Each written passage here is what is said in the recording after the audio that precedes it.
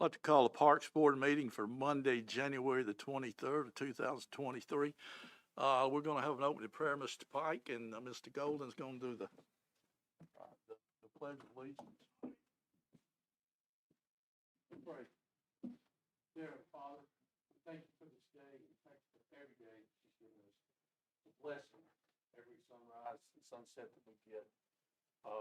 Thank you for all of our friends, family. Guard, guide, and direct us every day. In Jesus' name, amen. Amen. Where to go?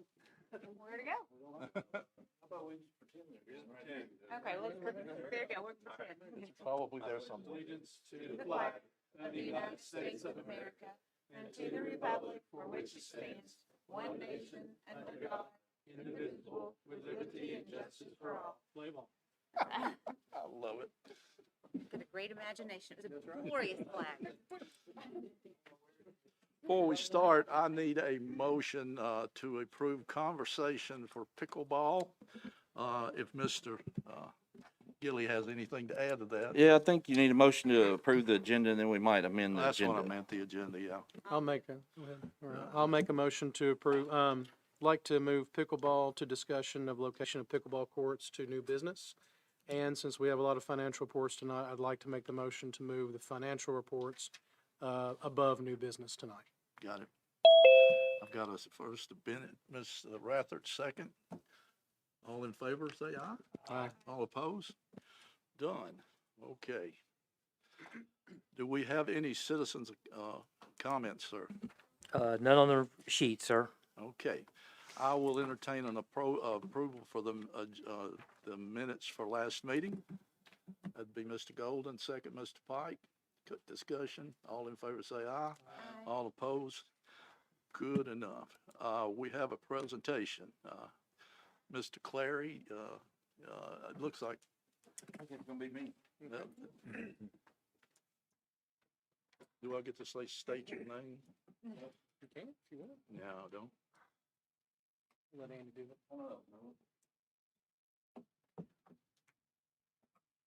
I am not Mayor Clary, but I will read this proclamation that he has issued on behalf of the city to thank Mr. Noah Young for his Eagle Scout project, which some of you have probably seen at the entrance of the Warrior Bike Trail. That is a little trail across from Whitten Elementary that many people in the community work very hard to maintain. And this is a great entrance to that trail, a good trailhead marker. They did a beautiful job. There's a park bench next to it that they built as well. And things like these Eagle Scout projects are very beneficial. Just to give you kind of an example, if we opened up a catalog and tried to buy one of these, it would cost $2,000 or $3,000. So what he's installed there is very helpful and beneficial in more ways than one. And I want to read this proclamation. It says, whereas in the Boy Scout organization, the rank of Eagle Scout is the culmination of several years of hard work and dedication to goals in scouting, and whereas Noah Young became a Boy Scout in September of 2018, earning numerous, as you can tell, merit badges, and going on to earn the rank of Eagle Scout on December 20th, 2022, and whereas for his Eagle Scout project, Noah helped to install a trailhead message board kiosk and park bench along the Warrior Bike Trail, which will benefit citizens that utilize this trail, and whereas Eagle Scouts will carry with them in their future the knowledge and insights that they have gained throughout their scouting experience. Now, therefore, I, Jamie Clary, Mayor of Hendersonville, do proclaim that Noah Young has achieved the rank of Eagle Scout and urge the citizens of Hendersonville to join me in congratulating him on this achievement. Signed the 23rd day of January 2023 by the mayor, and we'll get you the official copy from him. Okay? Yes, sir. Thank you. If you want to say anything. I think you covered everything. Okay. Appreciate it. Thank you, gentlemen.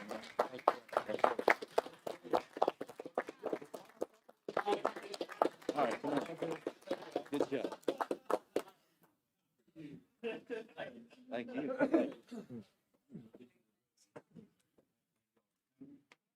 Thank you.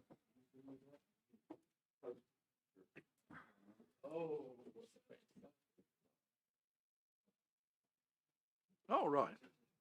Under old business, park project updates, Mr. Gilly.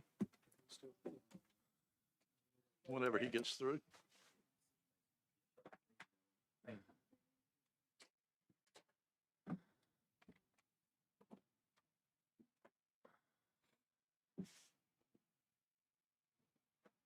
Mr. Gilly, Parks Project updates? Sure. Got a few. First update will be, as you all will recall, we had a restroom set on fire at Drakes Creek Park. Maintenance staff, along with Serve Pro, is working. We will have that open in time for activities in Drakes Creek Park, but it's still closed at this time. It's a well-used restroom, so we're trying to get it open for the people that walk as quick as possible. Update on all the cold damages. You all are aware we had a frozen pipe bust in Volunteer Park concession, Country Hills Golf Course, and at Fire Hall number 5. Total damages just for repairs alone is over $100,000. And when you combine all those, insurance is covering all of that. So we're in good shape there. We should open bids on all the drying out is done. We'll open bids on the repairs within the next week. Hopefully that will all be done by the end of February. We turned on the new lights at Volunteer Park this past week. So that soccer field, a grass athletic field where we play flag football and soccer and lacrosse and rugby practices as well, is now fully lit. So it looks good out there by the hockey rinks. New roofs on every shelter at Sanders Ferry Park are complete. We're working with the Corps and the Utility District and our Public Works Department. Our next improvement over there, we hope to get those restrooms on city sewer. That would be a major, major upgrade at Sanders Ferry for us. Security cameras are now installed where we can see all of Veterans Park. That has helped us. Unfortunately, I don't know if you've driven by there lately.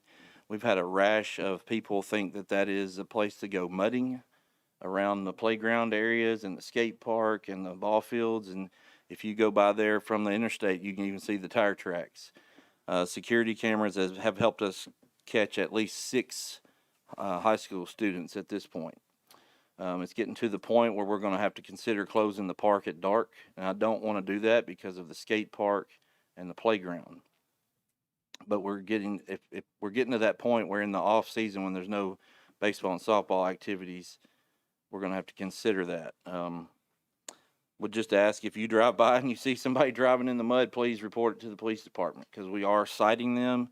We are taking them to court. They are paying restitution, but we're up to what, Trevor, around $2,000 or $3,000 worth of grass work we're going to have to do now. And you know, it's not just, you can't just put seed and straw and call it good, because our guys mowing when they're on mowers, they don't need to be riding around on mowers with ruts everywhere, bouncing around on the mowers. So we are going to have to continue to monitor that situation. You'll see tomorrow, we'll post on social media. Our maintenance staff got today a good project with them at Public Works to put a new concrete entrance to the greenway right behind Field 6 at Drakes Creek Park. We're trying to work our way around to get all the old asphalt that's just crumbling replaced with concrete. But this one was important because we were able to install the Parker Strong bench that you all approved last year for suicide awareness. So that is now installed, and the white line is repainted and looks really, really good over there at the entrance to the greenway. So that's my project update. If you have any questions, I'll take them. I have a lot going on. Thank you, Mr. Gilly. Mm-hmm. As a motion to mess with the agenda, we're going to move financial reports up to below old business. First being Mid-State Senior Softball League. Mr. Chairman, I've trying to get a hold of their representative and see where they are for this evening. I'll let you know when they hear back from them. So I'll see what's going on with them. Okay. Thank you, sir. Sumner County Rugby. Mr. Chairman, we have the same situation. We're trying to get in touch with them to see if they're going to be here tonight as well. So might need to move that to the end. Inline Hockey Association. Any questions?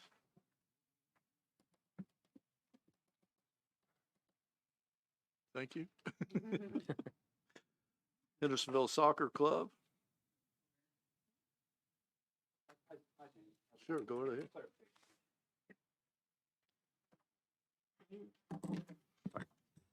Just remind me on the other expenses, what admin fees are. You guys have told me once, and I now cannot recall. Yeah, we have people, we have 3 people mainly get paid. I'm one of them. Helena's another one, Bob. We have a person who handles all operations for concessions, hiring, getting all the supplies and stuff. Then we have people who handle, Helena who handles all the scheduling with the city, practices, games. I handle all the treasure stuff, the registration, tournaments, all the school donations. So we have that set up, so we don't have the turnover we had in the past. Got it. Yeah, 'cause I was looking just from last year. Right. And admin was 15K last year until 32. That's because we started it just halfway last Oh. year, Okay, cool. so that was just a full year. Got it. Thank you. Any other questions? Thank you, sir. You're welcome. Civitan baseball, select baseball, fast pitch flag, football, tackle, football, basketball, cheerleading. Might have to take a breath after that. I'll just hit a couple highlights. We actually did over $1 million in revenue this year. That's the first time we've ever done that. I sent a clarification on a couple of things. We did have a check that was whitewashed on us. We have a vendor that their headquarters in Houston. We sent them a check. It was for like $120. And a few days later, I get a call from USA Bank or Bank of America. That's who it was. And they said that it had been cashed for like $9,800 or something like that. So luckily we had enough in the account to cover the amount, but we're working with the bank right now to try to get that returned to us, but they have not returned it as of yet. So that's why I put it on this statement like that. Hopefully we should be able to recoup those funds for next year. And this was on the vendor side? I mean, this is the check that was sent, and on the vendor side, that's That's what we're assuming. shenanigans We asked the Bank of America where was it cashed, and they never told us. But we were kind of assuming that because we know when it was sent out and there was other checks in there, and of course we immediately go and check the other checks, and none of those were touched. So we think it must have been on the vendor side that it happened. I would really like to set up a online payment with them so that we don't have to send checks anymore, but occasionally we still have to. But that's what we're assuming, but we're just kind of waiting on the bank right now to give us our funds back. Okay. Hello? Any other questions? Yes, sir. I know it said in here concessions showed a loss, gonna increase concessions going forward. Do you have a idea of a percentage of increase?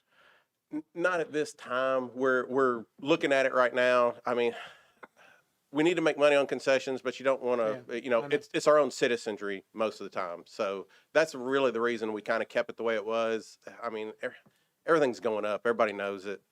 We're trying to keep it the same, but it just, we're going to have to. It's going to have to be solvent, but we'll try to keep it as painless as possible. That's good. Thank you. Mr. Chairman, Yes, sir. you probably wouldn't say this, but I'll say it. They probably give out also, in addition to this, we've had meetings about retaining officials and doing things. I mean, and Jimmy knows this. Y'all probably give out $20,000 to $30,000 worth of free food to the referees and umpires. That may be low estimate.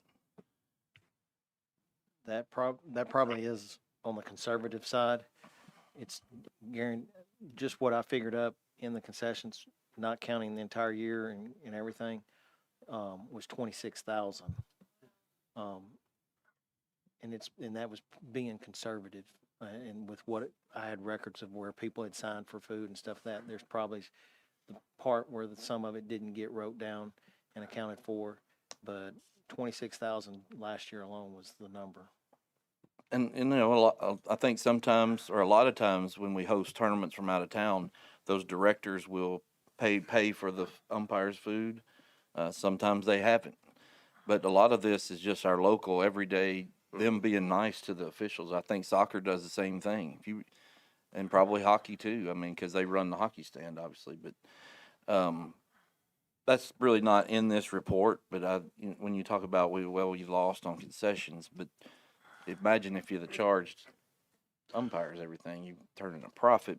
I don't think, I umpired for a long time and I made sure I got a hamburger before I went home. And then maybe that's what, and if that's what it takes to help retain officials, then we got to keep doing it, I guess. I did want to point that out. I knew that, and I knew they weren't going to brag about doing that, but I think that's all the groups. I thank you all for taking care of the officials in at least that way. There's a lot of things that these organizations are doing that people don't know about, and we appreciate those. Yeah, I don't know why y'all have me do this. I never say the right things up here, so. But I appreciate you bringing that up, Mr. Gilly. That is true. Jimmy had actually told me, had mentioned that a couple of weeks ago about the officials, and we do other things to try to help the community. The Breakfast with Santa, we love sponsoring that every year. They do a great job with that. That's one thing we love being involved with. We sponsor Christmas families and Thanksgiving families every year. Try to find the people that play within our organization, that's families that are struggling. This year, odd situations. We had 2 really big house fires within our group, and we tried to help out those families as well. Just anything we can do. It's what we're supposed to do. We're a civic organization. We're here for our community.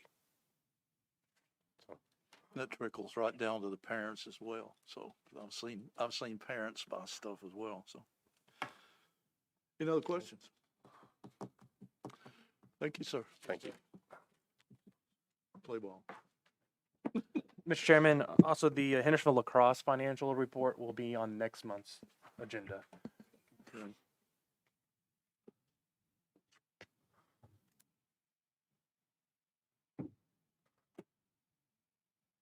Okay. Quarterly report, Tennessee United Soccer Club. This is just a quarterly report, so they will be here for their annual report in July. Yes, sir. All right, sir. Very good. All right, we will go to new business Eagle Scout Project birdhouses. Mr. Douglas. Mr. Douglas, I believe, will be here next month. He is called right before the meeting. Said he wasn't quite ready yet, but we do have Mr. Russell, Eagle Scout, I think.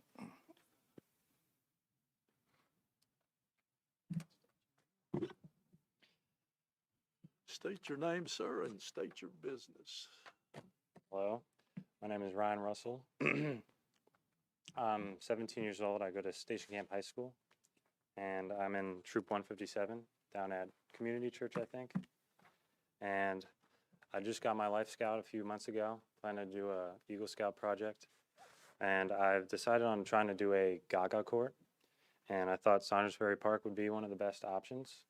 So if anybody doesn't really know what Gaga ball is, it's an octagon court with about 3 posts high, and you have basically a kickball, and you hit it with your hands, and if it touches your knee down, then you're out, and people go to the last person. And so I was planning to build 2, but if one is too costly, then I plan to build 1. But for now, I have the materials for 1. So if you guys got one of these packets, this is just a basic project. The timeline for it is I plan to start in spring on the fundraising, and I plan to have everything finished and be on the board of review at July 31st. So why I think the project is beneficial is I feel that at Saundersbury Park they have a lot of cross-country meets.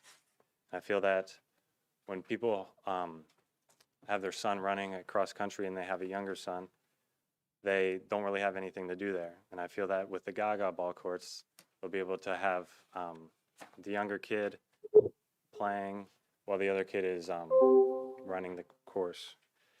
And then for the volunteers, I feel like I'll need about 15.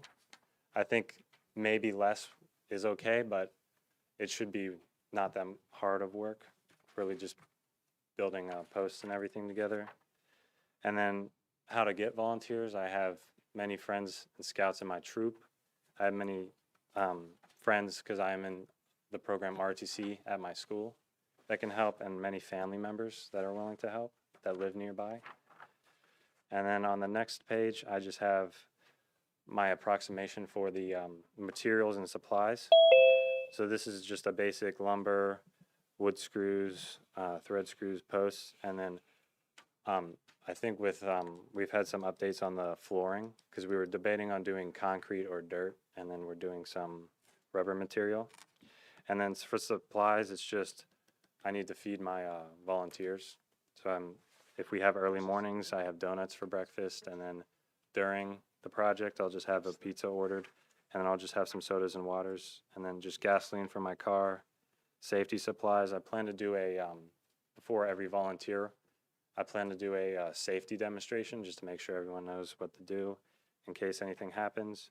Just garbage bags and string to lace out where the posts are going to go.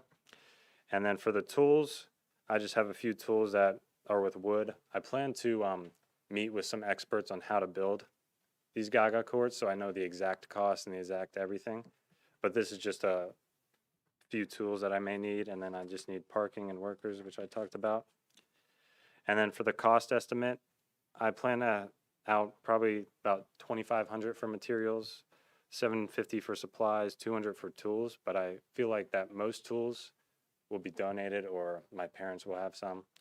And then just other expenses that pop up is about $300. So I feel like for each court, it should be about $3,750. And then once I meet with experts who know how to build these courts, I'll be able to get a more exact price. But I plan to just ask many family members, friends. I'm planning to email businesses, talk to them about donating supplies. My mom had a company come in to help her redo the kitchen, and I'm going to ask them if they can donate any workers too.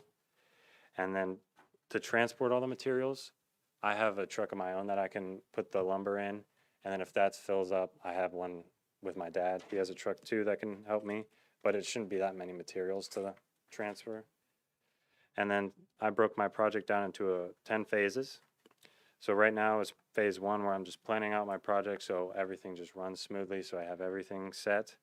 I'm going to learn how to build these courts and have workers that can help me build it during.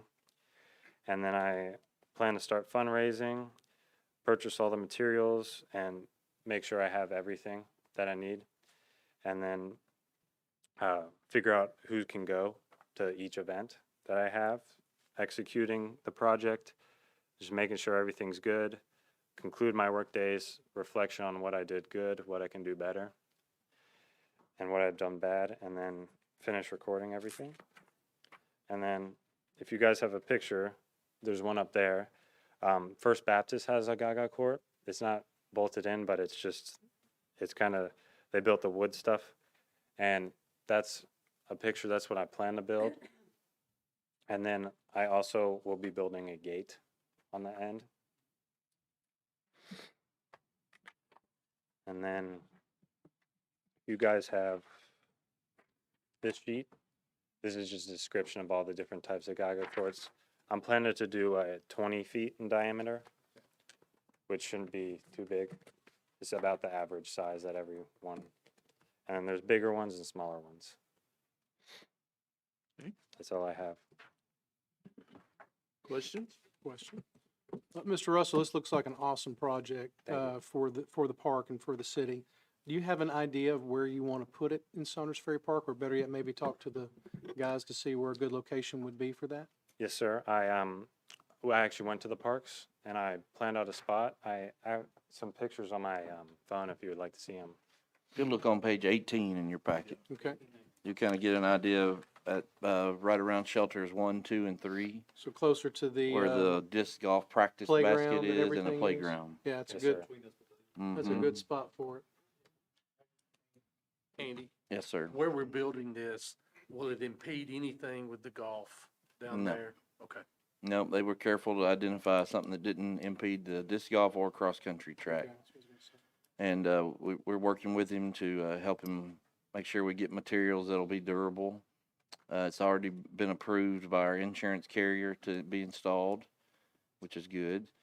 They did ask, when he talked about the gate, they asked that we build it in a way that someone in a wheelchair could access it if possible. So that's why we'll have a gate, and Yeah. some of these others that you see around town will not. But it's we're gonna put a surface kind of like horse stall mats instead of dirt or concrete, which will be probably safer and more durable. And if it works out, maybe we can put others in other different parts of the parks also. So he's done a fantastic job. He started out meeting with the mayor and then got us involved and going from there to the park and meeting with our maintenance staff. So he's learned a good lesson about projects and how slow government works. Ms. Rather? I just have one question. You kind of answered it. I just didn't know if the maintenance of the surface or the court itself would require any extra effort or anything out of the ordinary from our staff. Not out of the ordinary. It's just like any other nicely donated project. Once they get finished, we'll probably won't see Mr. Russell very often to help maintain it, and we'll take care of it. But it'll be low maintenance. I mean, we might have to replace boards or surface, but I'm not too concerned about that. Any liability problems, sir? That's why we sent it to insurance, to make sure before we brought him here. I wanted it in writing that they approved those in other parks. They at first kind of questioned us on it, oddly enough, until I told them that they were already had cities in West Tennessee, Middle Tennessee, and East Tennessee that they were already covering that had them in their parks. And whether they knew that they did or they didn't, they said it would be okay if we had it. So, Well put. Question. Mr. Golden, motion to approve. Second, Ms. Bennett. Any more discussion? All in favor say aye. All opposed? You done good. Thank you. Let's see, we got pickleball, we got, I think I'm gonna go mayonnaise ball and Roquefort cheese ball next. I think I'm gonna get into that, AUDL Ultimate Disc Camp, Mr. Smith. he'd be Good on- I evening, think he's gonna everybody. be Can on everybody Zoom. hear me?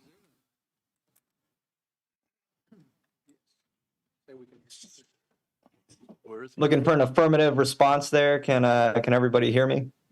Yes, sir. Yes, sir. All right. Well, thank you very much. Hope y'all are doing well. You'll have to excuse me, not super familiar with the procedure here, but I was told to come and present the concept for some ultimate disc camps that we would like to bring to the area. The concept is pretty simple. I work for the American Ultimate Disc League, which is a professional ultimate disc league with 24 teams around the country. I'm sure that is shocking news to many of you that there is a professional ultimate disc league, but we do indeed exist. And part of what we're doing is trying to set up various introductory level camps around the country. Nashville was one of the cities that we were targeting. And so, I reached out and got connected and was told to come to this meeting and kind of present the idea. It's a pretty plug and play model where we generally run a revenue split with the Parks and Recreation departments that we work with, where we basically, we have some local contacts in the ultimate community. And what we do is we provide them the curriculum. We provide them, we work with them to find coaches. We provide the curriculum. We're insured. We handle the equipment. We basically handle everything on the ultimate disc side of things because we know many parks and rec organizations that is unfamiliar sport to them. And so, yeah, that is basically the concept is we offer everything on the ultimate side of things. We hope that our partners are able to provide us with field space primarily and also willing to advertise on our behalf to your community. We have some models built in where, we're happy to donate some of our proceeds to local charities as mandated. And then we also had some other charities that we might give to as well. So, I will stop there. I'm sure y'all are sort of familiar with the summer camp concept. Again, this is targeted at ages 10 to 14. The idea is really to just introduce our sport, to offer something in the summer that kids can try something new and get into and have a welcoming environment to learn this new sport and hopefully take an interest later in life. So I will stop there and am happy to answer any questions you might have. Questions?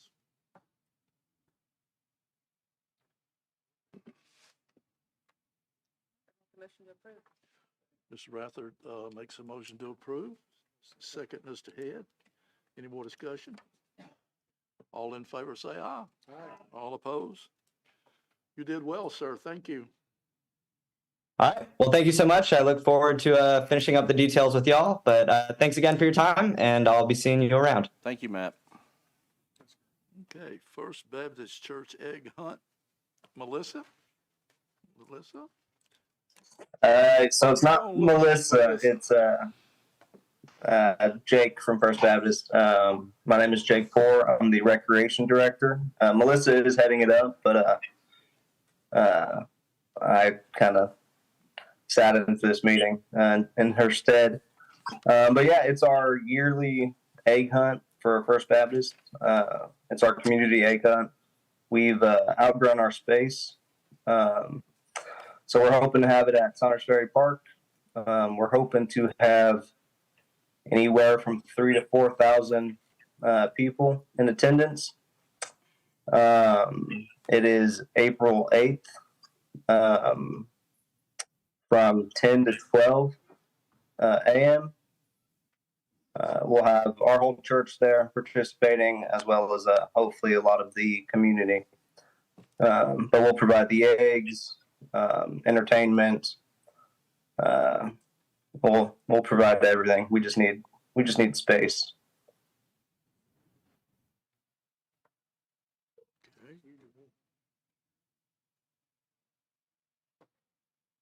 Question?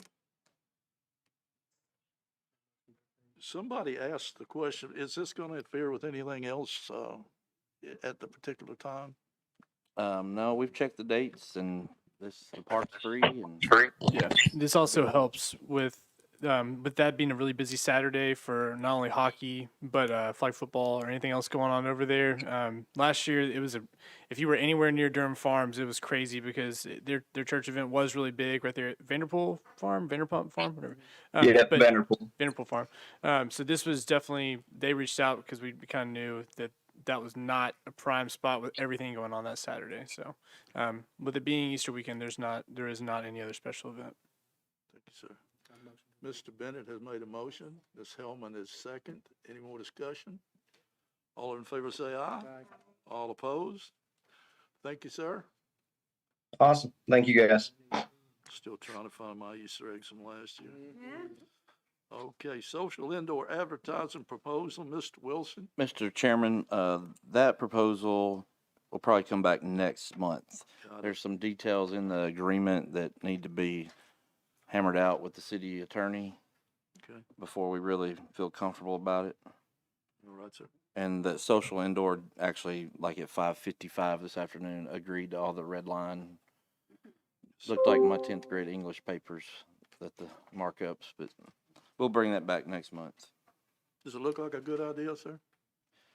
It looks like a much better idea than what we have currently. The current arrangement is with a group called Graffiti that you all approved a few years ago, where there's advertisements in the restrooms. This one is Social Indoor has bought Graffiti advertising, and these are the ones you see around town that are the digital ones that allow for many more ads and a lot more revenue to go back to the park probably. So we'll bring that back with a good explanation. Great, that's great. Nashville Bash Hockey, Mr. Kelly. Mr. Kelly? Yep, sorry about that. I was just getting my camera on. Good Can everybody hear me? Yes, sir. How you doing? My name is Jason Kelly. My company is called Cool Hockey Events. We have been running ball hockey, street hockey tournaments for the last 20 years, mostly on the East Coast. And we saw the rinks that you guys had installed down there. And some friends of ours were down there for a roller hockey tournament, and we thought this would be a great location to bring our summer tournament to. We sent our application in for August 18th, 19th, and 20th for this coming summer. For, I believe the rinks are in Volunteer Park, by the notes I have. And we were told that we should log on tonight to find out about getting approval about bringing our. Right. I have two questions. One is, does it interfere with anything we have going on locally? And two, if it's any sort of, I mean, like, I saw here that you weren't going to have any medical personnel or trainers on staff, and I kind of think that should be a requirement for these kind of tournaments. Answer your first question is no, it does not interfere with anything. The second question, I know we talked about that with a previous event too. That's if that's what we want to do every time, we could probably make it part of the event application. I guess that would probably. I don't know how to. Well, I've been to too many hockey games, both inline and ice hockey, and I've seen legs broken, concussions, sprains, whatever. It just seems like it's a smart idea. That time of year, I don't know if the fire department UTV would be available for that park specifically compared to what all is going on.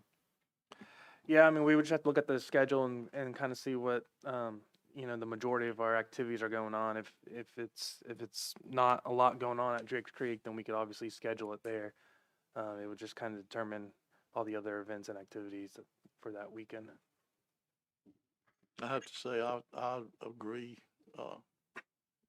Mr. Rather, my son played just inline hockey and they had legs broken, and we had people out there trying to set stuff on their own. So maybe that could be part of the motion if we do that. Mr. Kelly, what is your typical arrangement for medical care at your events? I mean, these kind of national sport events are kind of new to since we got these covered rinks.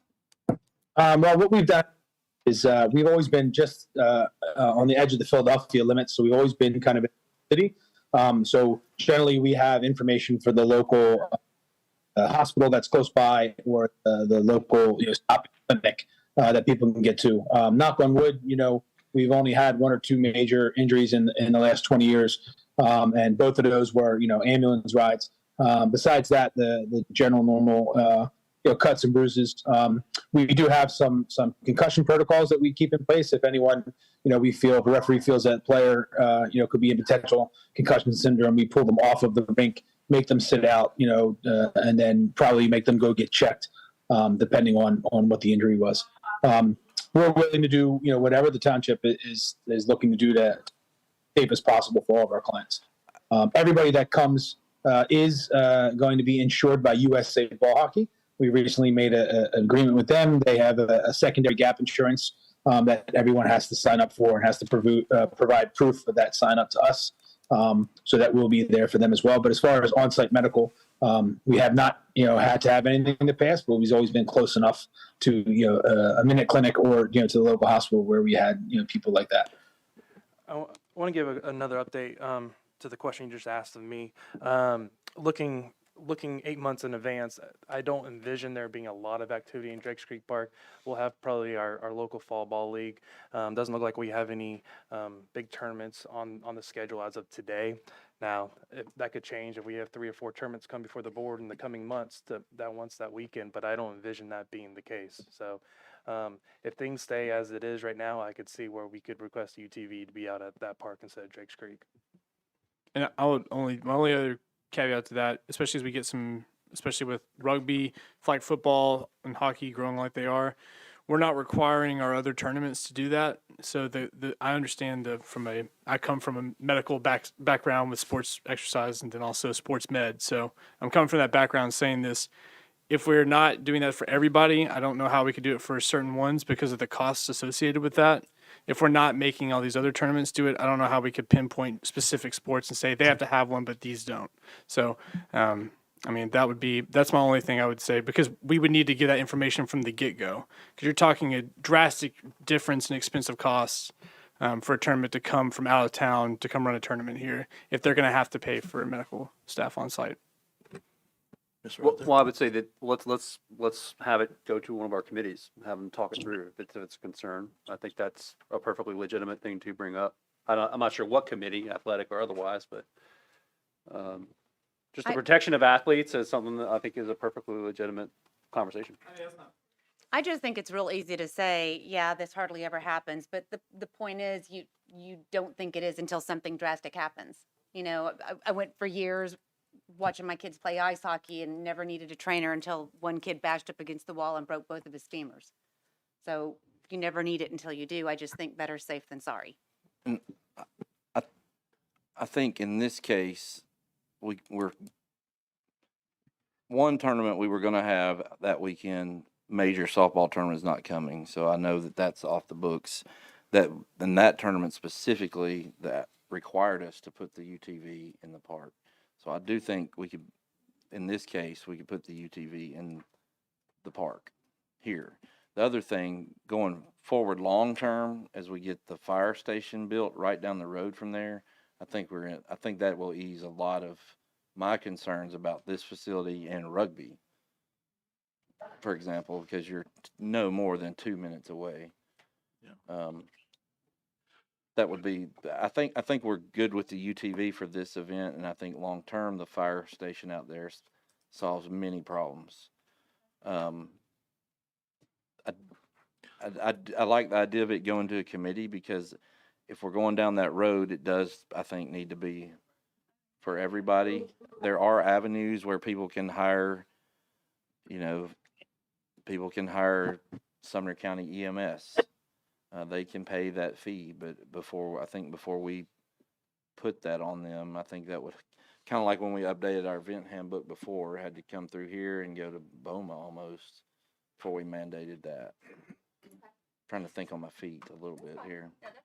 I do feel comfortable that we can request the fire UTV that weekend for this event. I'm sure they have these in other municipalities. Can you compare that to anybody? I mean, what do they do? Well, I mean, Do they have covered inline yeah, rinks? this kind of thing, and what do they do in those situations, or do you know that? I mean, I think he kind of answered the question. That there's not many of these type facilities around the country. Mr. Kelly can probably attest to that. That's why he's coming here. So we're getting a different level of event than most people ever deal with, I would say. I know that it also can vary by leagues, because I know for the two sports that I was deeply involved with, which was cheer and hockey, at any sort of tournament or competitions, there was required to at least be an athletic trainer on site to handle anything. So that's the background from where I'm coming. All right, questions? Yeah, just clarification question on, you indicated that team fees are determined and collected at event. Maybe I'm just misreading it. What exactly do you mean, team fees determined? So the team fees all kind of depend on where we're running. Generally, when we run them on the East Coast, we're kind of locked in. We know what our rates are. We know what our costs are for our staff, because this will be kind of the first one that is a long distance travel for us. We haven't landed on how much we're going to have to charge per team. We need to be able to cover all of our the cost for you guys, the cost to get our officials there, our staff, our equipment. And then, pricing and everything like that. So we haven't determined a final price yet per team. And then just a follow-up on the donation, and you've indicated the two organizations there, including Hendersonville Inline. It says % of event fees. Is that also to be determined? Is that something that you're still working on? Yeah. So the nonprofit that we donate to from all of our events is a local ball hockey league in the Philadelphia area, and that just comes down to a percentage of our event. When we all finish up, we sit down with the organizer there. He generally plays in some of our events, and we figure out how much we can afford to give them to help them out. As far as the donation, I believe it's HIHA, H-I-A is the inline league there. I talked to somebody there. I'd have to find an email. He told me that there was a general rule of thumb for a donation. If somebody wants to tell me what that number has to be, we're willing to help hockey organizations out there that we can. Yeah, I mean, you would just work with the Parks Department here, and that's how it works. Yeah, Dave Gilliam actually brought me this event. So Dave introduced me to Jason. They'd already been talking about this before. So Dave's very well aware, and they support this event. Mr. Chairman, I got one more question. Yes, sir. Mr. Kelly, do you all use a third-party booking person for your hotels, or is that something you all just send out information to? I just want to make sure we get you the right information to get people staying in our hotels. That's a question I actually had for tonight or for after this meeting. About how you guys would like to work that. Obviously we want to put out a couple of hotels for our clients. Mm-hmm. We don't know how many teams we're going to get. I'm coming down there next month for a women's hockey tournament with my girls team to check it out. But I know they're kind of small. I'm hoping to get between 20 and 50 teams to come down there. So depending on the size of it, it's going to depend on how many hotels. So we would love to get with the township and ask what are the preferred hotels. Some closer to the rink, some closer to the city. To help people get out. And generally, we set up those blocks with the hotel and get the information out there to people. We don't use a third party, although we do have a player who is a travel agent who was voiced before that they could help us with that.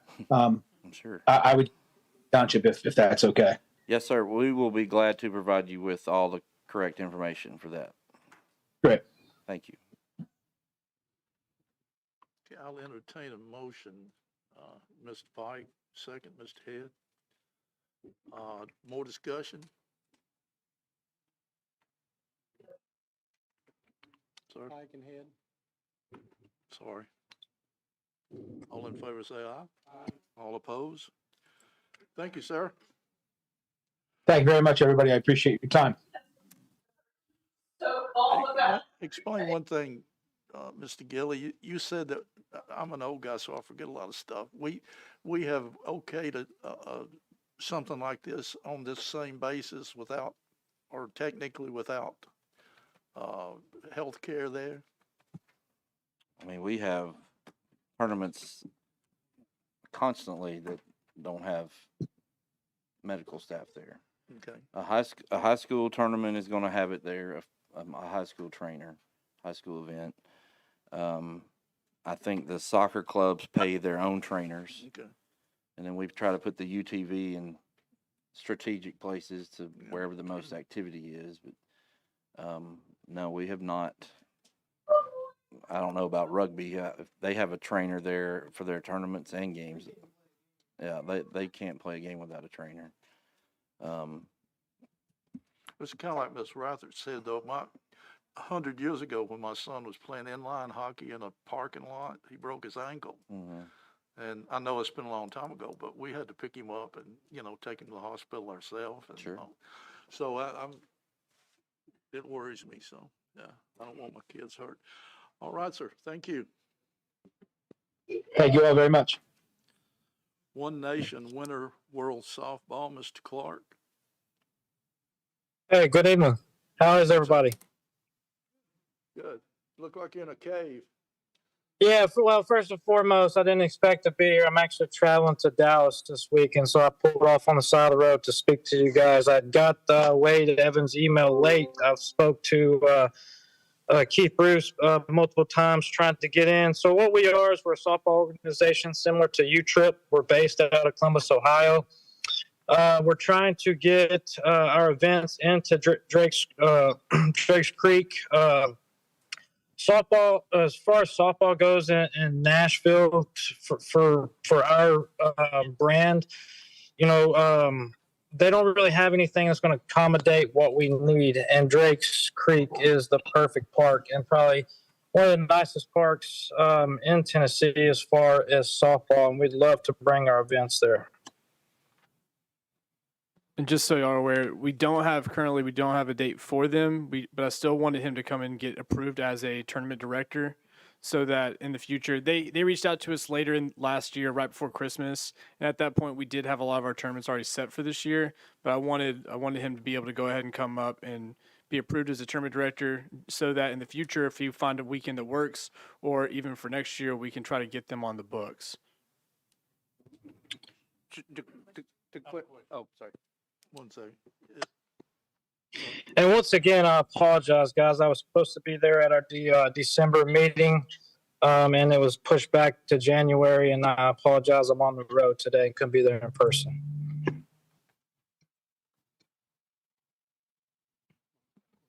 But a little bit about our events. For Drake's Creek, we wouldn't do anything there that's under 50 teams.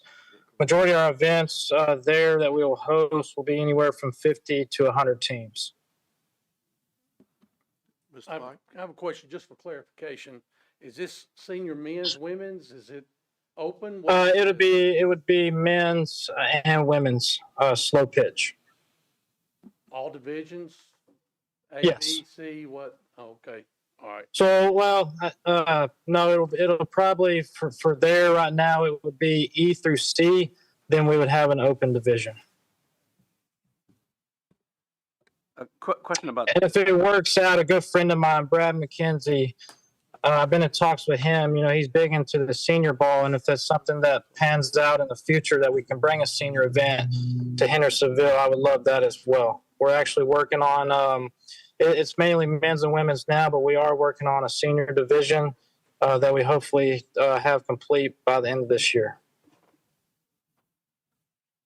And a little bit about myself, I also own an online sports company, Launchpad Sports, that's based out of Cookeville, Tennessee. It's an online retail store. We deal with softball, baseball, and fast pitch. Then I've been a director. I became the director for the state of Tennessee and Alabama beginning of this year. The previous 2 years, I was with ISA with Steve Lovren. Then before that, I was with UTRIP. And this opportunity came available right at the end of December. And so I came on board with One Nation right there at the beginning of January. And was hoping to get an event there this year, later in the year, but we'll see what happens. Mr. Golden, do you have a question? I do. So clarify for me, who is the event organizer officially? Myself. You personally? Yeah, so I'm the director of the event. One Nation would be the association that's hosting the event. Okay, thank you. And our biggest competitor would be UTRIP.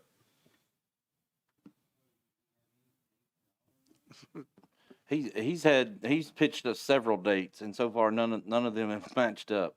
But like Wade said, they kind of were brought to us by the senior men's softball group to work with, and as things open up, we want to be able to offer them a date if and when we can. And the thought being is that we've had a couple that have fallen off. We've had a couple of groups that were booking all these weekends that weren't actually coming through and doing anything. So as we're looking at potentially new groups that are looking to come here, I just want to go ahead and get them approved as a tournament director so that our office can work with them to find them dates in the future. So I would be willing to entertain a motion to approve it, depending on the dates work out and the Parks Department approves it, date-wise. Mr. Head first, Ms. Rathler second. Any more discussion? All in favor, say aye. Aye. All opposed? Thank you, sir. Hey, thank you guys. You guys have a great evening. NFL flag football, Mr. Jen. Mr. Chairman, we got an update this afternoon that they're going to push that back to next month. Gotcha. Fill permit uses policy, Mr. Long. Yes, so there on page 41, this is kind of a policy that we're looking to put in place to officially shut down our fields during the winter months. There's several exceptions in this policy, but mainly what we're looking to do is once all of our fall season, before our spring season sports start up, we're looking for an opportunity to give our fields some rest. Part of keeping our fields in great condition, as Trevor will tell you, is that they need rest.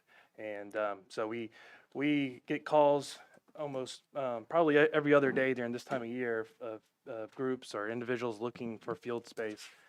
So we're looking to have some type of answer to give these inquiries going forward, especially for the ladies in our office, who it's kind of an odd time of year where we don't really have any activities going on. So obviously the plan would be to go up to the week of Thanksgiving and then have a complete shutdown. until mid-February, which lines up with high school sports season starting up. The first exception would be should any regular season play extend beyond the first week of Thanksgiving, that those leagues are able to move forward and complete their seasons due to weather or postseason play where they qualify for some regional and national tournaments. Let's see, the next policy would be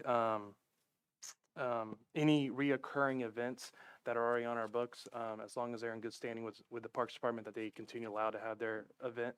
Currently, there's only one event during that time frame, and that is our rugby camp in December. So they would be the only one that would, I guess, be grandfathered in. Any future events that would want to host would need to come before the Parks Board to get approval, just like any other event. And then our lacrosse and rugby groups, they start mid-January for their spring seasons. So on their dedicated fields that they play on, that they would be allowed to start their spring season practices in mid-January. And then any group would have the opportunity to request field space during this time frame, but they would need to come to the Parks Board to get that officially approved. And then let's see, all artificial turf fields would be would remain open. We currently have one in our inventory, and that's the high school baseball field. And then we have a soccer field coming up with our LPRF grant, hoping sometime late 23, 24, we'll have that field. And then the last part of that, this policy is field closures for the Drakes Creek Soccer Complex in the summer. We need about a 6 to 8 week window of complete shutdown, no activity, to repair, resod our goal mouse and add new turf to those areas. We started that this past year, so this will just kind of put that kind of plan in an official policy of having shut down from mid-June all the way up to the Tennessee United team camp at the end of July. I'll make a motion to approve it. Mr. Perry make a motion. Who second? I'll second. Ms. Rutherford. Discussion? Just a question. This is really primarily intended for groups, like large events and groups, regular wear and tear from an individual, a mom and a dad and their kid want to go out and shoot goals. They can do that. That's correct. Yeah, so this would be, fields are first come, first serve. We can't completely shut down the fields, can't completely shut down the park. As long as the fields are listed as open on our Rain Outline app, they would be available first come, first serve, but we're not going to actually be officially scheduling, providing any permits, scheduling lights during this time frame. Ready? Any more discussion? Mr. Chairman, I would just, Yes, sir. I think, it kind of gets confusing sometimes, but I think your motion here would be to recommend this policy to BOMA for approval. I think it's a park policy. Based on the last year, we've had to take all these policy changes to BOMA. It's fair you So I want to believe amend we'll that. probably take it to Public Works next month and then on to BOMA. We've got some time here. Yes, sir. I'll change that motion. I make a motion to approve this with the approval of BOMA, Public Works, and all the above. Second, all right with you? If that changes, I'll notify you all. Thank you. Got a first and a second. Any more discussion? All in favor say aye. All opposed? Passed. Parks Board Committee members update. In your packet on page 42 is our staff recommendations for the athletic, recreation, maintenance staff, and honor the game sportsmanship committee. We had a vacancy down there on the honor the game. That was Mr. Frank. I think all Parks Board members are included on here, with the exception of our BOMA liaison, but I don't think he needs another committee added to his resume. If you want to volunteer, you can. But, we propose that our recreation coordinator for athletics, Ori Fugate, go in that vacant spot of the Honor the Game committee.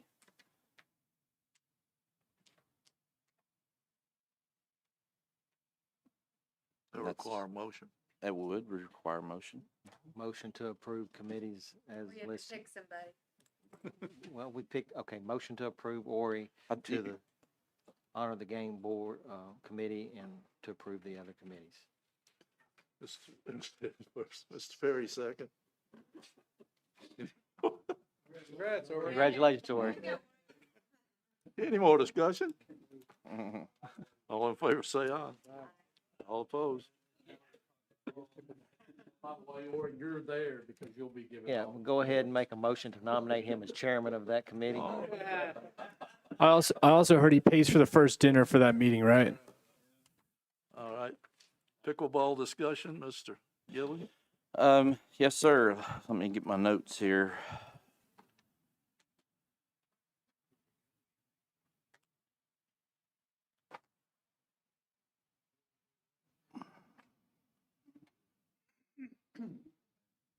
Suspense is killing me.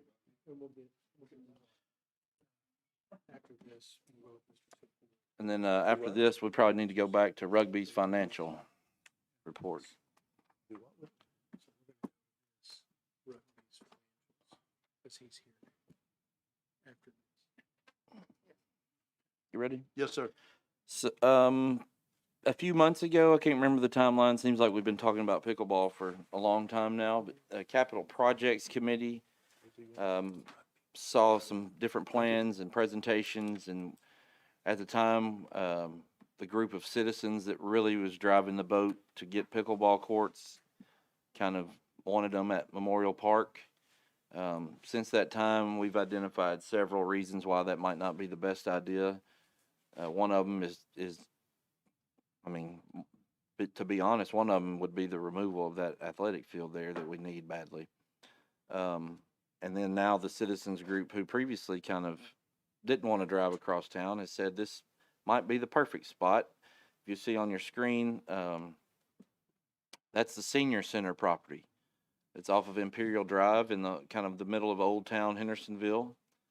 The senior center is kind of to the right of your screen with the brown roof. There's a brand new large parking lot that the city has installed there. The city has done probably close to $1 million worth of renovations to the senior center over the past 5 to 6 years, most of it in CDBG grants. The rest of that open green space that you see is owned as city property. The deed restriction on that is it has to be for public use. It's a pretty valuable piece of property, but the deed restriction kind of makes it to where we need to find public use for that land. And we feel like that could be a great spot for pickleball.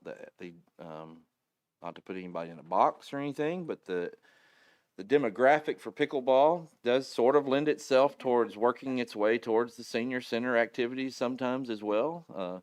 Maybe, you move from pickleball into the Uno tournament later on in life. I don't know, but personally, I think this part of town, this is a good spot that you can get in and out of there.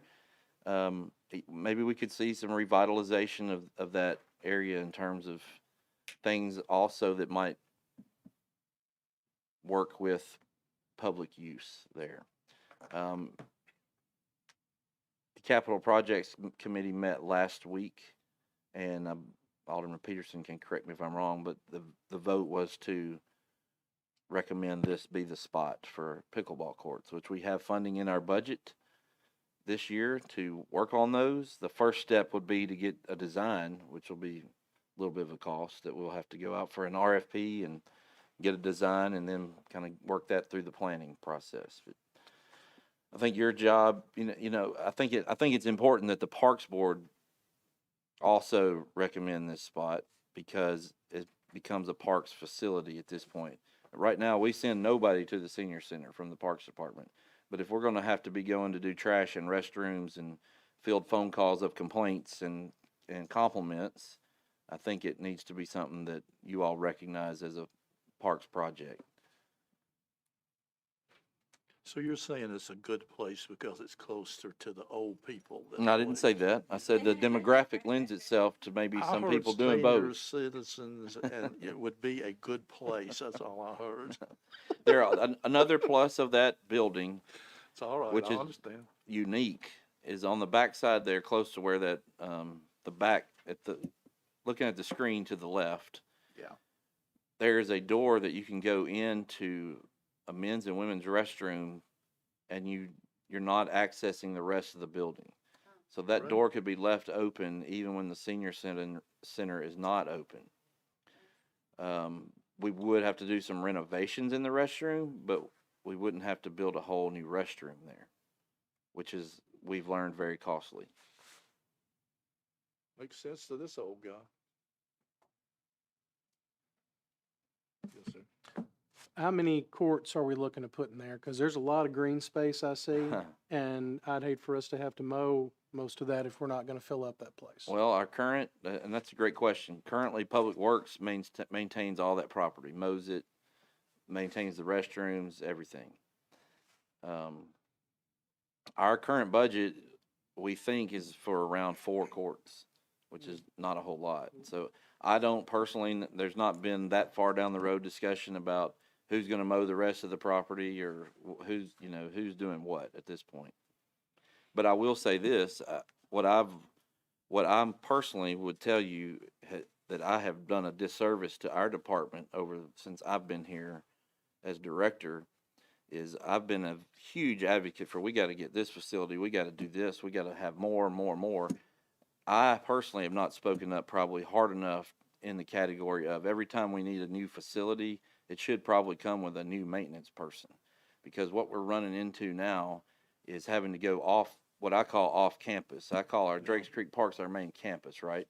Well, now we're going to rugby, we're going to hockey, we're going to the Heritage Park. Now we're going to be going to this park. We're going 2 or 3 times as much as we used to Sanders Ferry because of all the increased activities there. And we have not kept up adding additional maintenance staff to meet those needs. And in the process of that, lost 4 to 6 inmates that used to work on an inmate crew in 2020. So those are things that I've got to probably do a better job of communicating those needs going forward. If we're going to add a facility, the long-term cost of that is also maintenance for that facility. So it's my understanding that we're going to have a motion to move forward with this. Is that correct, sir? Our staff's recommendation would be that pickleball go at this location. I have a question. Mr. Pike? A question probably not impacting this right now, but looking later on down the road, how do lights impact this? Well, I think if you ask the people that play pickleball, most of them play after work. A lot, there are some just like tennis that play routinely in the morning too. Oh, yeah. But to me, lights are a necessity if you're going to do it right. And if that means build less courts now, put up lights and leave room for future, I think that's smart. As we've seen at Volunteer Park, it sounds great on the front end to say we're going to come back later and add lights, but it's taken us now, this is 2023, that field was opened in 2015. It's taken 8 years to get that field fully lit, one field. No, I fully agree. I think if you're going to go into it, you got to go into it. If we're going to do it, we need to do it the right way. And I think the pickleball community, it would be a struggle to get everybody to agree that you don't need lights. Yeah. Which happened to be probably part of the most expensive part. I mean. All right, knowing what the motions would be, do I have a motion to go forward with this?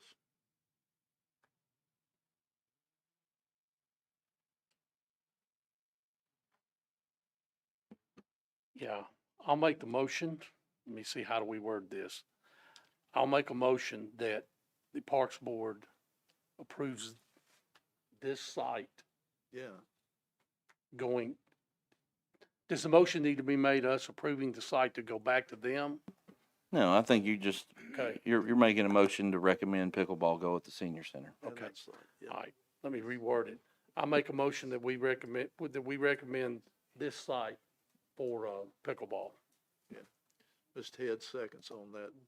Discussion? The- Yes, sir. When there is a design, will that come back to this group or no?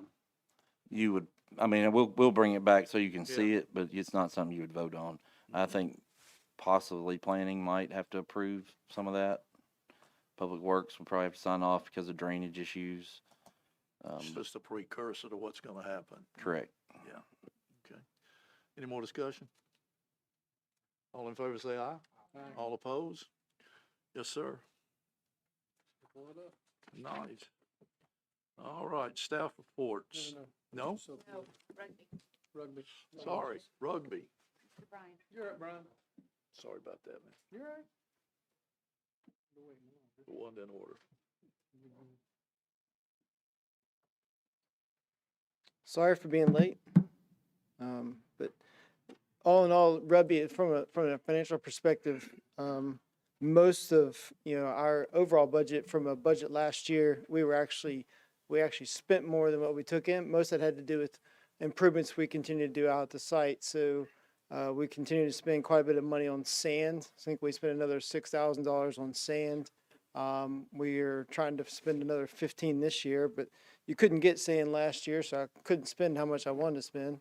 So it's kind of hard to think you can't buy sand, but that was actually true.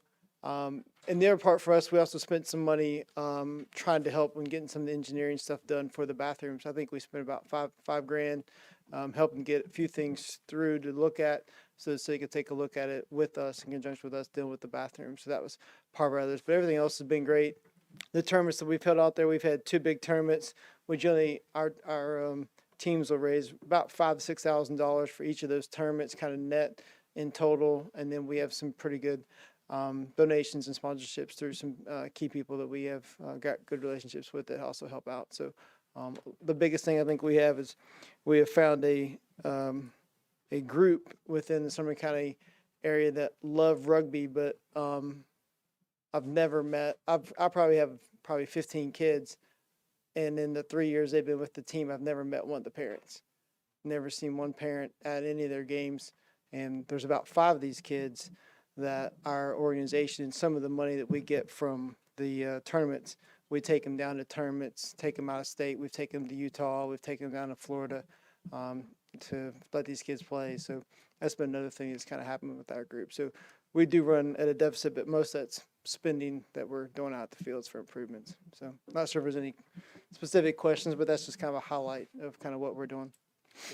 Didn't you just get some new bleachers or something through Eagle Scout Project? We Your son? did. How'd we're that gonna, turn out? we should be putting them, the concrete is in, but with it being so cold, we had to wait about 4 weeks to let it really cure before we drill the holes in. But I think we're hopefully, if weather's right, we should get that in this week and get them actually put in and furnished, or actually, firmly into the concrete this weekend. So, but there's 4 really long 21-foot benches out there ready to be installed on the concrete pad. So we're waiting for that. So. Also, just an update on the restroom project that is an ongoing saga.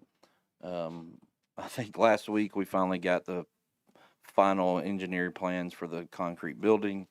So soon, hopefully, the 4 to 6 week month clock will start ticking to get that restroom structure going out there. So hopefully by the end of summer. Next year. Question? Thank you, sir. Thanks, guys.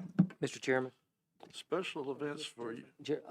I did hear back from the senior men, and he got back in town late, and he has requested if we can just move him to February. They were coming in February for the senior men's financial. Okay. Thank you, sir. Mhm. For your information, special events list, disciplinary correspondence, quarterly civic group disciplinary reports, and discussion of mid-year budget. Mr. Gillen? Yes, sir. Not really. I don't think you all are not, obviously not required to approve a mid-year budget. That's kind of an internal tool between us and BOMA. But just some highlights of that, working with the mayor and Jesse. I will say one of the very good things that Jesse brought to the city was the idea for the mid-year budget review, where we look at revenue and expenses and see where we've had emergencies and see, if we underestimated or overestimated different things. But the proposal as of this time will include lights for Memorial Park, which is extremely important for multiple sports. So that is a great benefit. The majority of those lights, I think it's 165,000. The majority of that would come from additional hotel and motel lodging tax that is not currently appropriated, and we've had a large donation from the community that was anonymous as well. That will serve many groups and many people if we can light that athletic field at Memorial Park. So hopefully that can stay in there. But we also are making requests for increases to our supplies, gas and fuel, and overall maintenance of parks. The costs of restroom supplies and paint have gone astronomical, and also combine that with increased activity. That's where those increases come. Same with gas and fuel, and overall maintenance. There's some things that I see every day when I drive around that I'd like to fix. Whether it just be like a park bench that's old and needs to be replaced, but just a simple park bench is $1,300, $1,400, $1,500, unless you have a nice Eagle Scout build one. But even those are built of wood, and as beautiful as they are, Brian can tell you from the metal ones that they're about to put in at rugby, they're expensive if you do it right. So those maintenance of parks items are going to keep increasing as our parks get older. There's no question. But I do want to thank publicly the mayor and Jesse for working with us on these requests, and they'll move through the process, and BOMA will have to vote twice in February for those type things. So that's my update on the mid-year budget. Thank you, Mr. Gill. Staff reports, Recreation Coordinator, Ms. Hamlin. Good evening, people. Good evening. Sorry I was late. I'm in the middle of Raptors basketball right now. We have about 40 plus that are registered. We meet on Friday evenings and Saturday mornings at Whitten Elementary. If you ever want to come by to just see what they're doing, I think you'd get it. You'd get some benefit from seeing that. We've already done an exhibition game at Station Camp High School, and we're currently trying to line one up at Merrill Hyde, and our season will run through the last part of February. Upcoming next will be our special needs egg hunt. It's at Mary's Magical Playground. There are 3 sessions. We have a 3:30 to 4:15, a 4:30 to 5:15, and a 5:30 to 6:15, and we take 25 per session. Session 1 is reserved for those with greater sensory needs and mobility issues, and that is sponsored by Hendersonville Civitan and the Parks Department. We don't have a date set yet. I thought I had a date on there, but I just noticed it was a 2022 date. So I was like, oh, okay. So we'll get a date set. Tentatively, it will be the end of March, first part of April. And on the day that we set, everybody needs to understand that Mary's Magical Place will be closed from 2:30 till about 6:30 that afternoon for us to have that event. Any questions? How's your thing with Santa Claus go? It went really well. Good. We had, it was full. We added 10 more to each session, and I still had people on the waiting list trying to get in. So it keeps growing. It keeps growing. And then our special needs event also grew again this year. All those know that's not the real Santa Claus, right? Do what?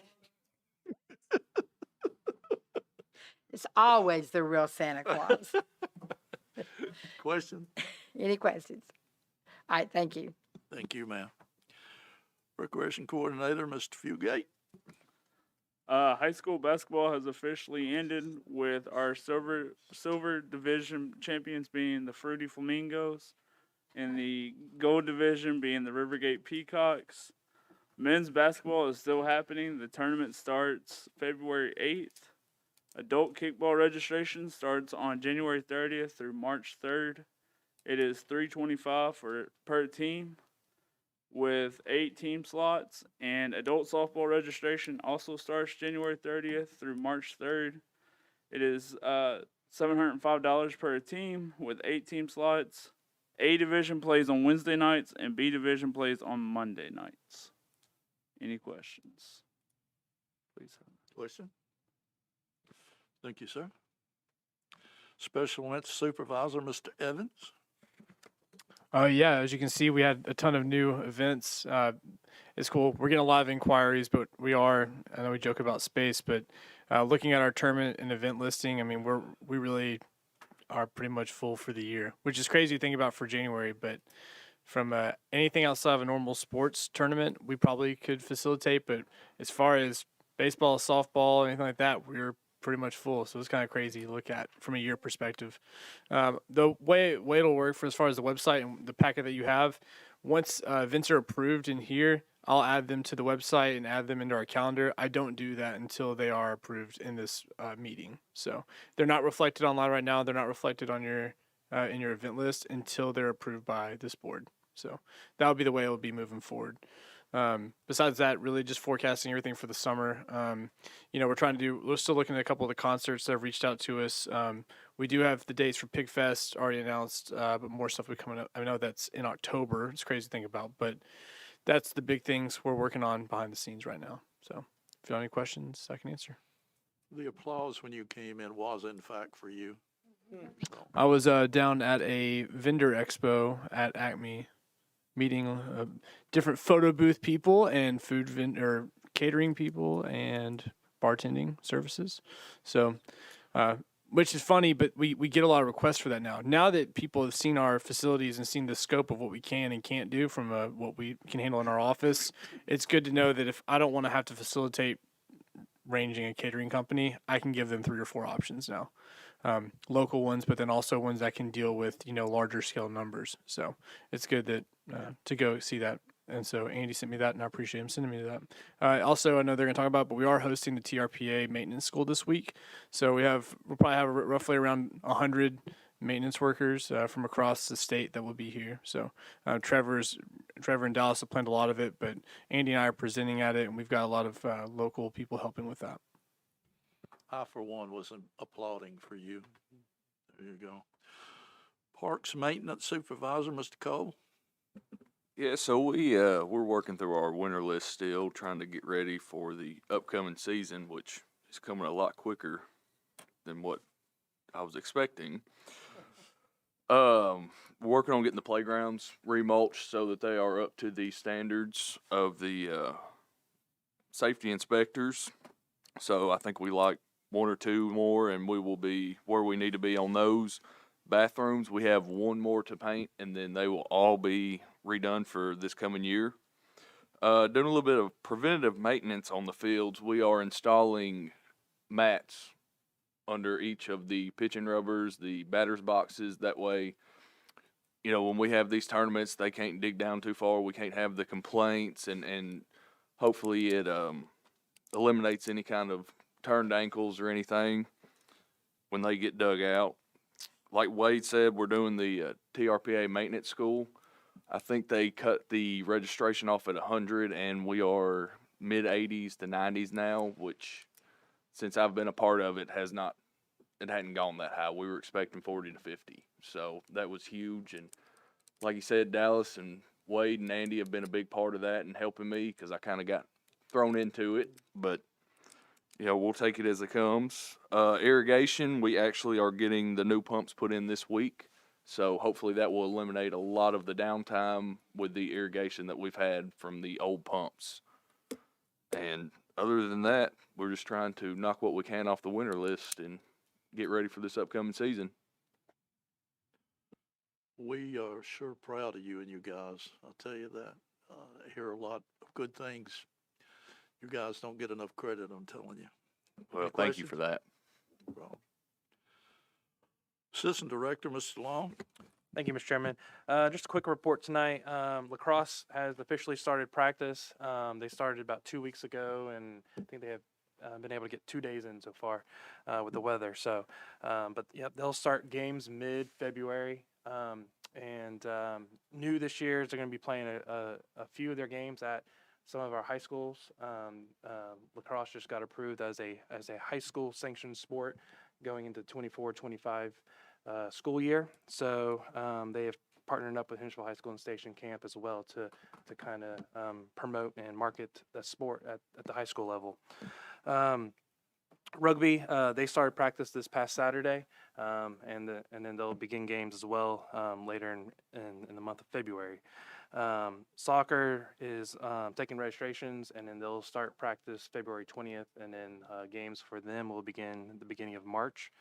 And then flag football is currently taking registrations, and they'll start up practice and games in March. So that's it. We're just getting ready for spring season. Question? Thank you, Mr. Long. Assistant Director, Mr. Bruce. Thank you, Mr. Hessen. Youth basketball is up and running. We are 6 Saturdays in, and the Civitan is doing a great job with Jacob as the new director. Everything's running smooth as can be when you have 138 teams. So, we've gone through 6 Saturdays. We go until the end of February. The tournament will be the 18th through the 25th, with Championship Day being the 25th when all the finals will be.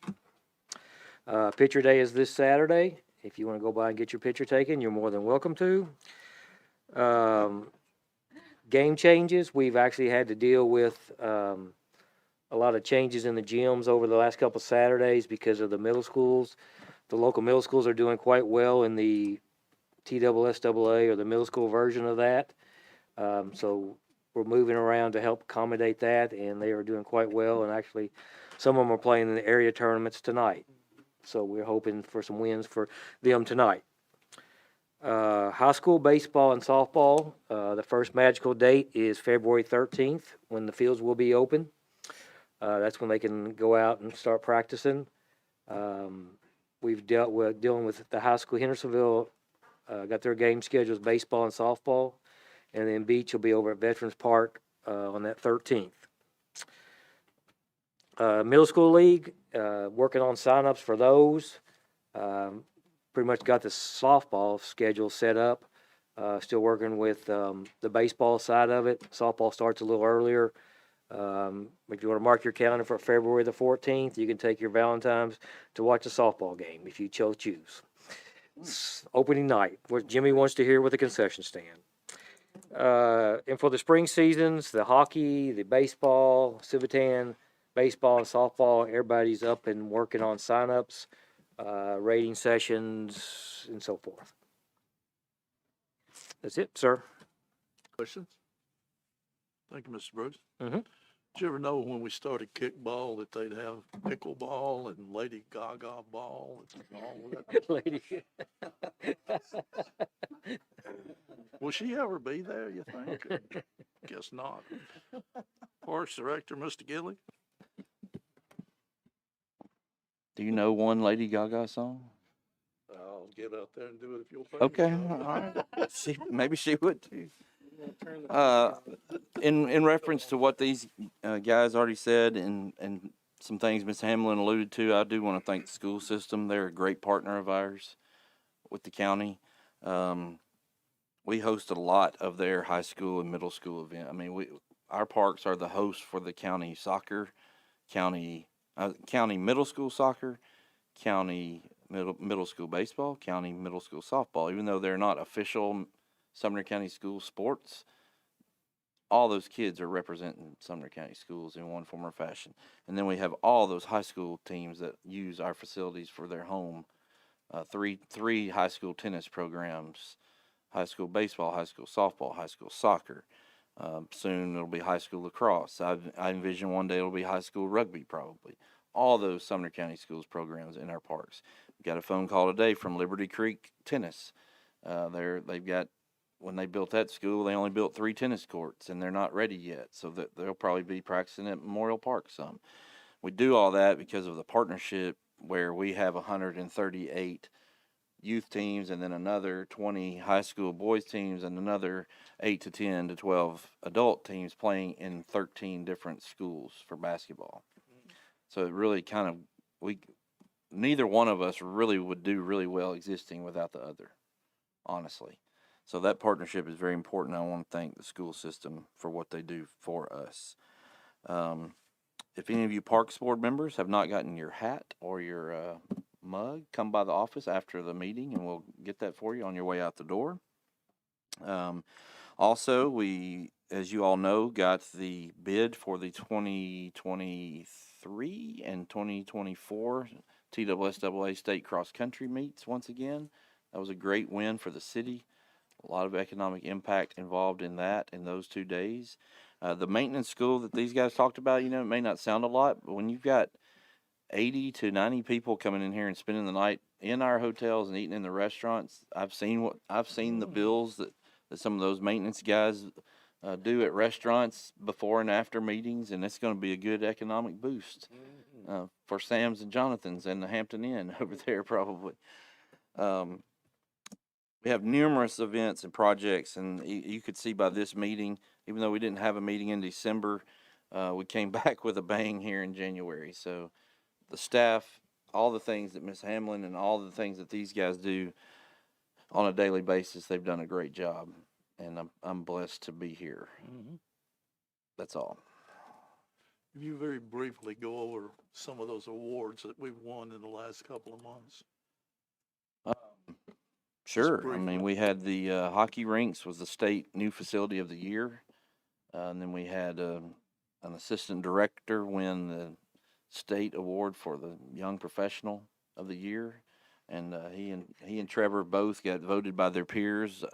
I don't know who they paid to vote for them, but they voted them onto the TR Tennessee Recreation and Parks Association board members. So I think it's important that we have a voice when we get to the table. It's important that we go to those things and get in the same rooms with people like T-Deck. You know, I didn't necessarily want to go downtown Friday afternoon to a social get-together because of the traffic, but T-Deck was there. And it was important for me to keep a relationship with them because they help us with grants and with LPRF things like that. So I think it's important that we're involved in the award process and the board process at a state level. The only other thing I did say, you know, we do have discipline reports in here, and then not all of them are good at all. None of them are good. But in perspective, one of the things that we asked with the financials was the league to provide us their quarterly reports. If you add it up and add our own games, you're up over 1,000 games played in the last quarter, and less than 5, I think, if you throw out the couple of duplicate reports that we accidentally put in there. I think we're less than 5 disciplinary reports. In perspective, that's pretty good. We've got a lot of work to do. I think there's a lot of work to do amongst players, coaches, and officials in relationships and how those things all go together.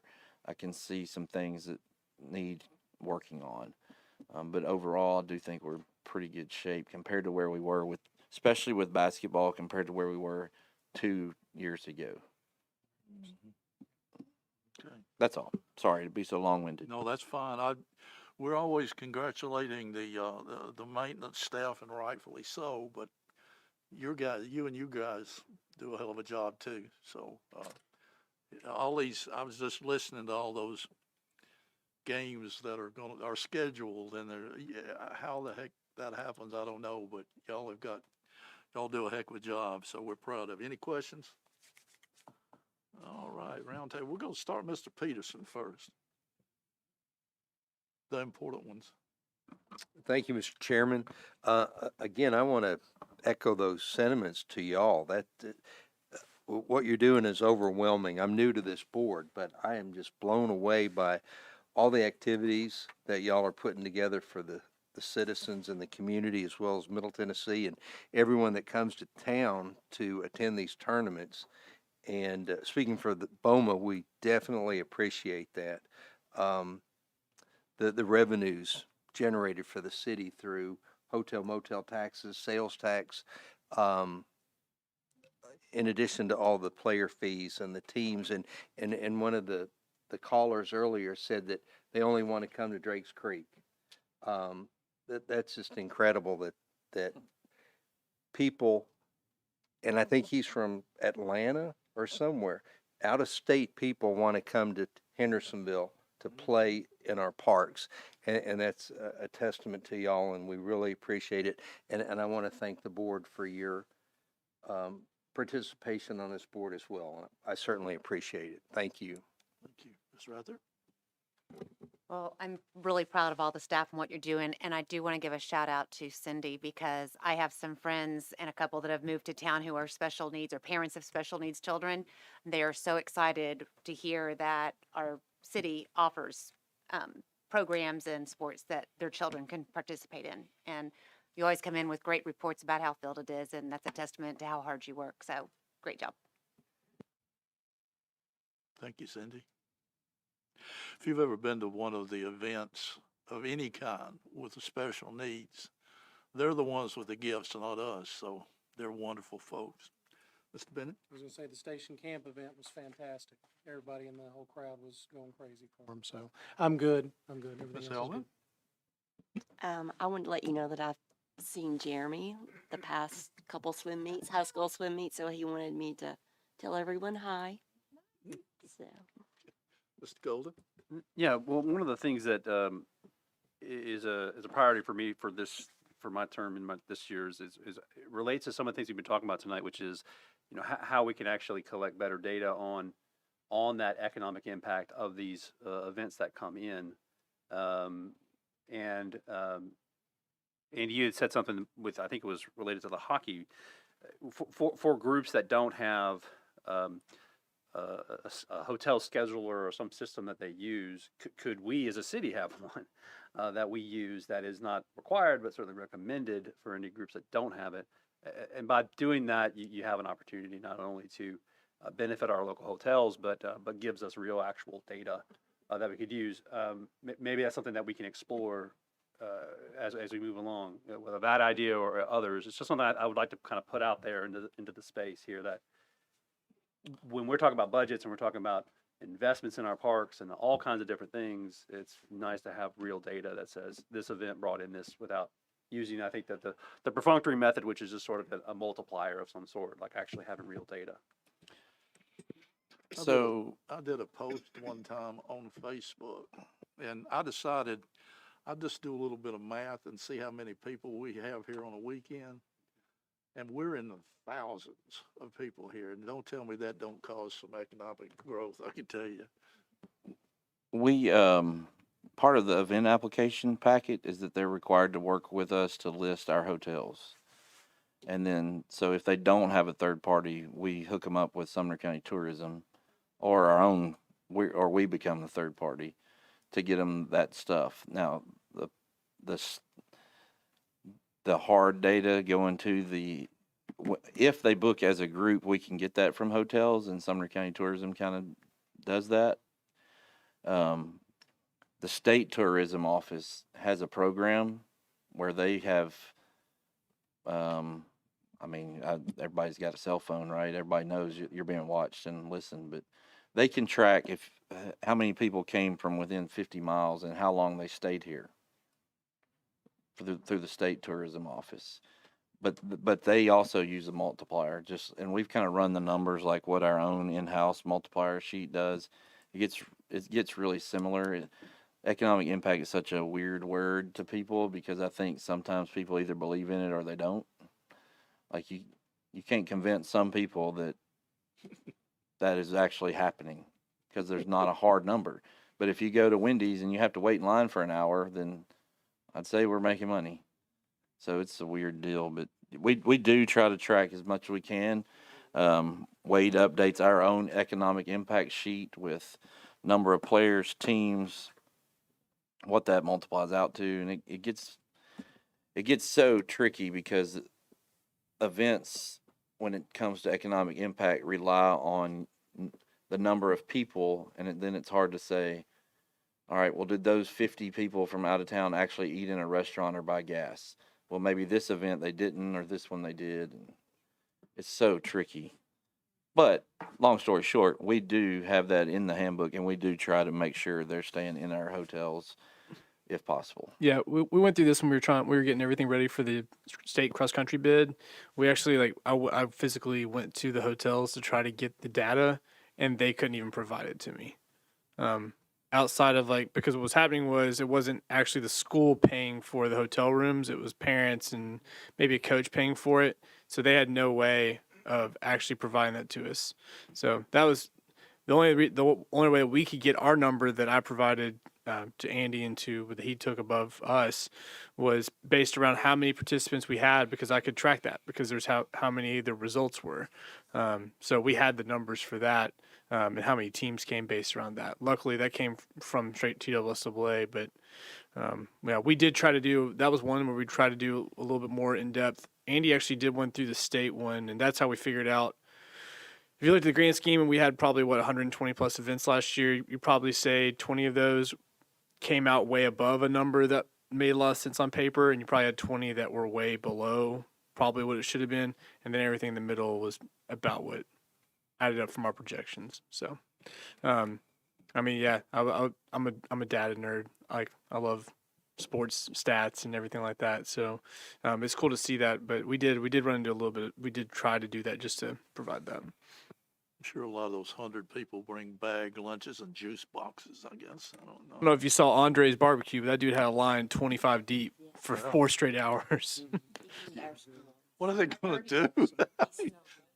They're going to fast the whole time they're here. So, Mr. Perry? Yeah, just real quick, the lights back going from the front of the park back to the soccer field, they're fantastic. If you don't go in there when it's real dark and see the lights on that street now that they've just put in, it's fantastic back there. For the chubby guys that are out there early, I have fallen before out there, no one knows, but I can see now. It's great. So, and it does look like they call it the Hitchcock effect. When I go in front of those lights, I see how rather large I am. So thank you. I appreciate that. But a lot of the runners and walkers said thank y'all for that. Appreciate it. Pretty certain you're going to be a cross-country runner, I think. Mr. Pike? Mr. Head? I will entertain a motion to adjourn. Mr. Pike first, Mr. Bennett second. All in favor, say aye. Aye.